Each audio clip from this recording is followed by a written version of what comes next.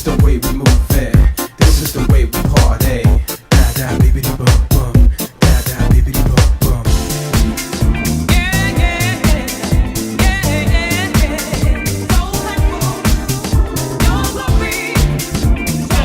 We're back in the same surroundings. Third time lucky with the one and only, the top billing of Groove Odyssey at the Scarlet nightclub, Mr. V in the house. What up, what up? My man's just finished his set. I mean, you can just hear some music going on. Clemmy Riley's taken over. My man just smashed it up.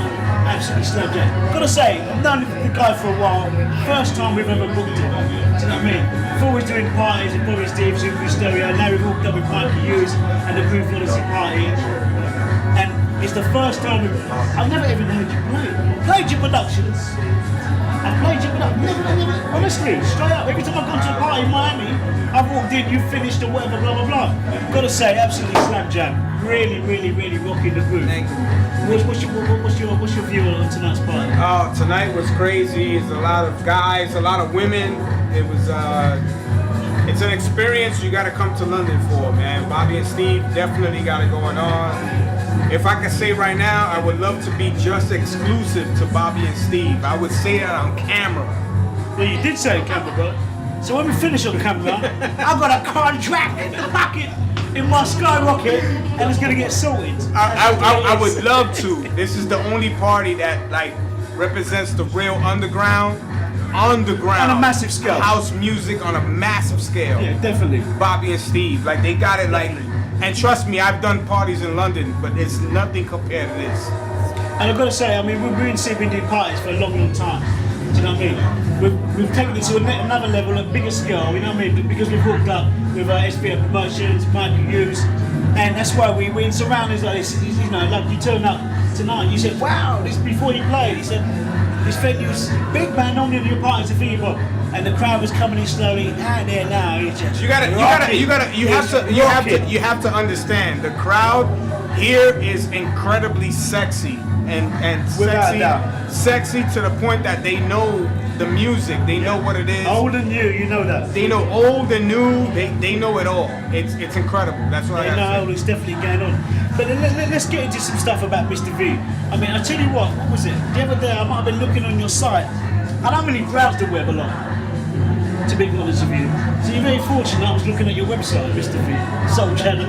No, honestly, I don't really browse a lot. I'm very, very computer orientated, but I never really browse the web a lot, blah, blah, blah, for whatever reasons. And I was reading your bio, obviously because we booked you, we got the bio from Dan and blah, blah, blah.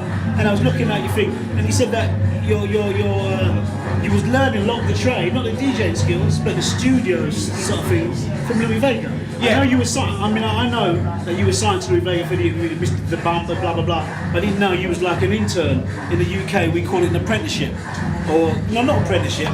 When you go to work for someone for free, oh, well, they call it intern. Well, yeah, it's internship. I interned with Masters at Work when they were together for more than 6 years. I traveled the world with them. I learned the music, and I met Alex at Masters at Work Studios, and we both had the same energy and the same vibe that we wanted to do. Alex Alvarez, right? Yes, Alex Alvarez, and you know, we just wanted to continue what they were building. So when you started, when you was an intern at Masters at Work Studios, what year was that? Like early 90s. 97, 98. Late 90s. Yeah. Did you know anything about music then, like production house music, or it was the first experience? I had no clue of production. The first person that introduced me to production of house music was Alex Alvarez.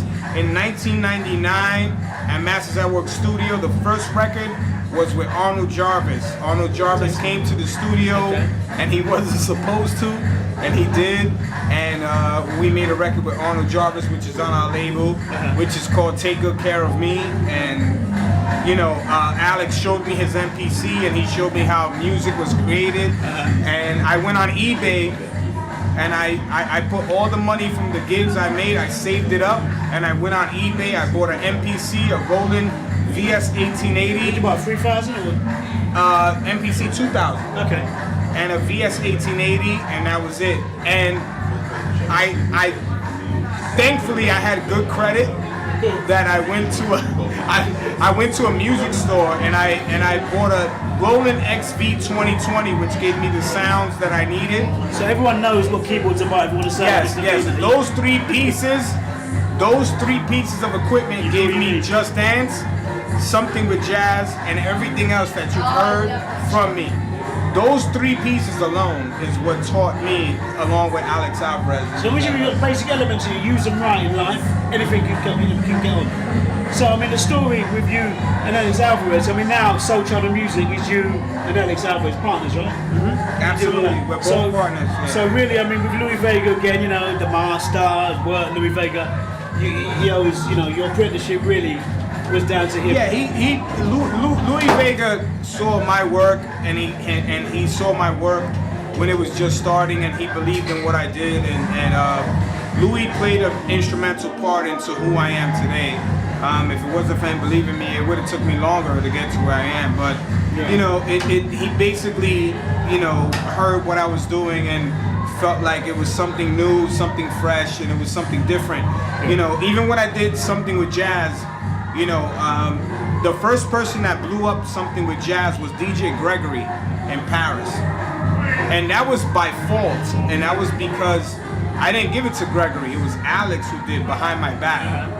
But it worked out. Your records was your record. It was my record, and I always wanted to bring the hip house thing back because I felt hip hop and house were meant to be together. There was a bridge there that connected to the younger generation because I always felt like we were losing the younger generation, and I needed to do something that can bridge the gap between the old and the new, where we can still party together no matter what, and through music. So, you know, with Something with Jazz, when you listen to it, it's very fresh, it's very hip hop, but the music, the older folks can relate to it because it's right on their level. So I was wondering. It's a bad tune. I mean, when we was putting the music together for the advert, we was going for the music, me and Mikey.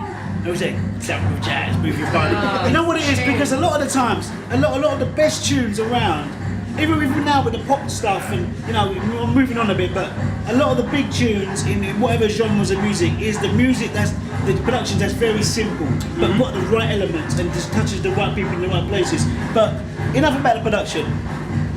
Again, with Louis Vega, I know we're going to go back to Louis Vega. This is the last time, right? He played a part in, he was instrumental, like you said, in making you and Alex Alvarez come forward in what you're doing. But again, in everything in life, you have to have someone. If you're not, you know, everyone's born with a talent. You was born with a talent. You've got a bit of coaching for Louis, but you are, you know, on your own now. You've got Alex Alvarez. When you're in the studio, is it just you? You will start a track and finish it, or do you need Alex to? No. It's just me alone. Like everything you heard from I Can Sing to Circle Track to everything that you heard from me right now. So you're flying by yourself. You've got your wings and you're by just rolling myself. by yourself. Absolutely by myself. It's funny because I Can Sing was supposed to be Roland Clark, but I couldn't afford to pay for Roland Clark, so I basically had no choice but to write a song on my own and to sing a song. Thank God. Roland Clark is about $2 million for a session anyway. So Roland, you've got to take your fees down. Yeah. Thank God for Auto-Tune, because Auto-Tune really helped me make I Can Sing and really make it into what it is, because the song was a joke. At the end of the day, the song is fun. And I think that's what a lot of songs lack nowadays is fun. The basic element of what house music was back then and is today is fun. I think that there was a time and point where house music got a little bit too serious and not enough fun. I honestly wanted to bring the fun back, where you can say whatever you wanted, but that's as when long it started as you getting too make deep and less vocals. That's what happened. 10 past. 10 past 5. It's supposed to be finished now. Clemmy's still rocking it. Mr. V's still in the house. Hopefully you're going to be back at the next one, or maybe the one after that, because in 2010 we're going to be here a few times because the party's so slamming tonight. It's been a pleasure having you tonight. Thank you, bro. Do you know what I mean? Obviously, you know what? You want to show me foot? We've got a big monitor up there, and it fell on Mr. V's foot when he was DJ. No, let's not show that. Anyway, it's all good. It's been, honestly, I've been following you for a while. Blah blah blah. We're missing ships in terms of your sessions. Never heard you before. Absolutely slam jam. Love the productions. Love the Soul Channel thing. Yo, what's up? This is Mr. V from Soul Channel Music, and right now you're watching Groove Odyssey TV. Oh, tune in, baby.